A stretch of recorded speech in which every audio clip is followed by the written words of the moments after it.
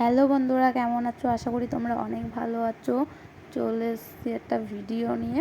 দু মানে 2 দিন তোমাদেরকে ভিডিও দেওয়া হয়নি, একটু কাজের মধ্যে ছিলাম, ওই জন্য ভিডিও দিতে পারিনি। তো কালকে ছাদে গেছিলাম সন্ধ্যার একটু আগে মেয়েকে নিয়ে। তো ভাবলাম যে একটু ভিডিও করি, তোমাদের সঙ্গে একটু শেয়ার করি। তো দেখো, ছাদে এসে ছাদের ভিউজটা দেখো, কত সুন্দর লাগছে ভিউটা।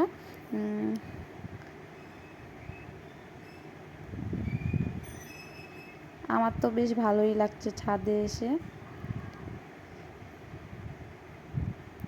তোমরা অবশ্যই আমাকে জানাবে যে কেমন লাগছে বা কিছু। আর যদি ভিডিওটা ভালো লাগে তাহলে অবশ্যই লাইক, কমেন্ট, শেয়ার আর সাবস্ক্রাইবটা করে দিও। তো এদিকে দেখো সোনামা, আমি ভাবলাম যে সোনামা কোথায় গেল, কোনো সাড়া শব্দ নেই।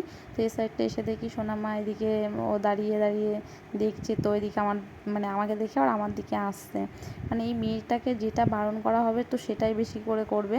আর এইদিকে ছাদের ওপরে বেড়ালে পটি করে রেখেছে, আমি যেটা বারণ করছি যেতে ওখানে বেশি করে যাচ্ছে। আর এদিকে দেখো প্লেন যাচ্ছিল, আমি তোমাদেরকে জুম করে দেখিয়ে দিলাম। দেখো প্লেন যাচ্ছে, আর আমার মেয়ে তো একদম হাঁ করে তাকিয়ে আছে যে ওটা কী যাচ্ছে কী যাচ্ছে।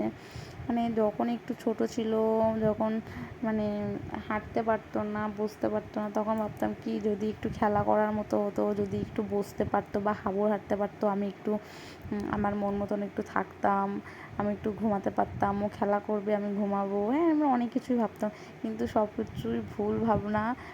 যত বড় হয় তত আরও বেশি যেন চাপ বেড়ে যায়। তো ওকে নিয়ে তো মোটেই আমি পেরে উঠি না, আর আমাকে একাই সামলাতে হয়। কারণ বাড়িতে বলতে গেলে আমি আর আমার বর, আমার শাশুড়ি তো আমাদের সঙ্গে আমাদের এখানে থাকে না, উনি অন্য জায়গায় থাকে, মাঝে মধ্যে আসে, এসে 2-3 দিন করে থেকে যায়। আমরাও যাই মাঝে মধ্যে ওখানে।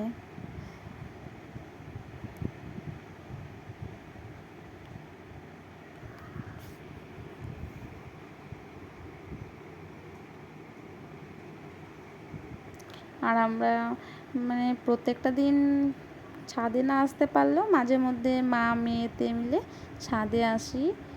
আমার সোনামার মতন যে ওয়াকারে ছেড়ে দিই ওকে, ওর মতন খেলা করে, হাঁটে, আর আমিও একটু হাঁটতে পারি।